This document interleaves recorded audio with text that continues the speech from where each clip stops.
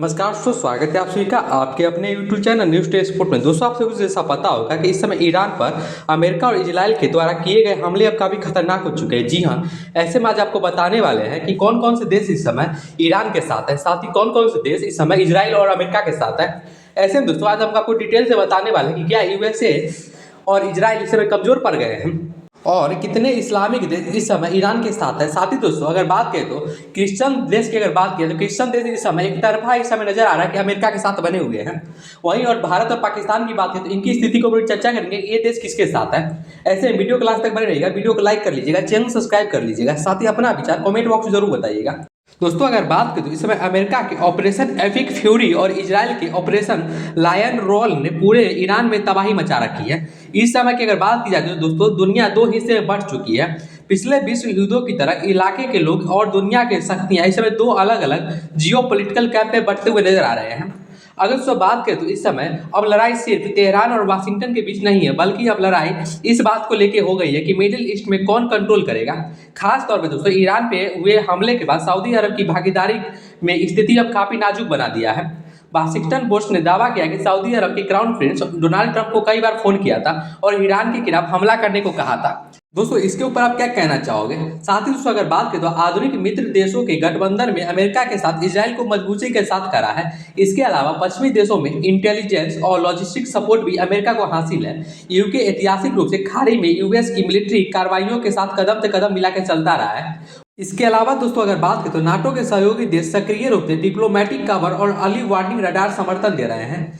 इन देशों का मकसद ईरान की न्यूक्लियर और बैलिस्टिक क्षमताओं को पूरी तरीके से खत्म करना है, ताकि पश्चिमी दबदबा बना रहे।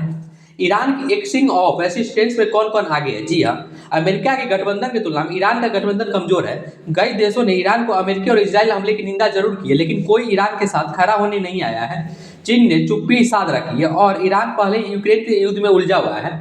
हालांकि ईरान अपने प्रॉक्सी मिलिट्री मिलिशिया और मल्टीनेशनल नेटवर्क को एक्टिवेट कर रखा है। इसके एक्सिंग ऑफ रेजिस्टेंस कहा जाता है। अब दोस्तों बात करें तो क्या ईरान तो है उसके साथ चीन और रूस खड़ा होगा। दोस्तों ये सवाल काफी बड़ा है, लेकिन दोस्तों जहां तक मुझे लगता है कि ईरान पर्सनली तौर पे दोस्तों रूस और चीन से मदद नहीं ले पाएगा। इसके पीछे कारण है दोस्तों, आपको समझना पड़ेगा। रूस की अगर बात करें तो रूस इस समय यूक्रेन से उलझा हुआ है। ऐसे में रूस नहीं चाहेगा कि वो अमेरिका से डायरेक्ट लोहा ले।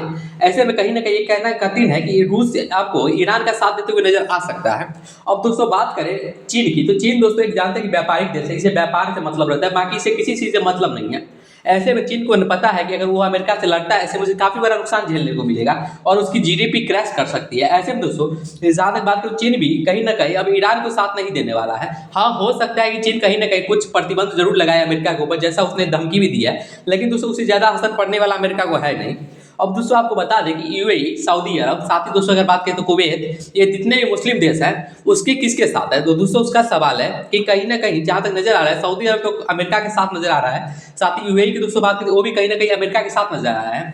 साथ ही बहरीन की बात करें तो बहरीन भी अमेरिका के साथ ही नजर आ रहा है। अब दोस्तों अगर बात करें तो लोग कहेंगे कि ये तो इस्लामिक देश है, उसके बाद दोस्तों क्यों साथ दे रहे हैं। दोस्तों इसके पीछे कारण है कि अमेरिका का साथ देना इन लोगों के लिए मजबूरी भी बना हुआ है और दोस्तों कह सकते हैं कि ये लोग भी चाहते हैं कि ईरान अगर कमजोर रहेगा तो दोस्तों उनसे उनको फायदा होने वाला है।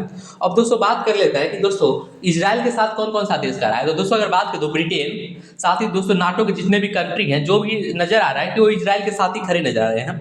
अब पाकिस्तान की बात करें दोस्तों तो पाकिस्तान कहीं ना कहीं ईरान के सपोर्ट में नजर जरूर आया है, लेकिन दोस्तों उसमें इतना क्षमता नहीं है कि वो अमेरिका के खिलाफ कुछ खास बोलेगा।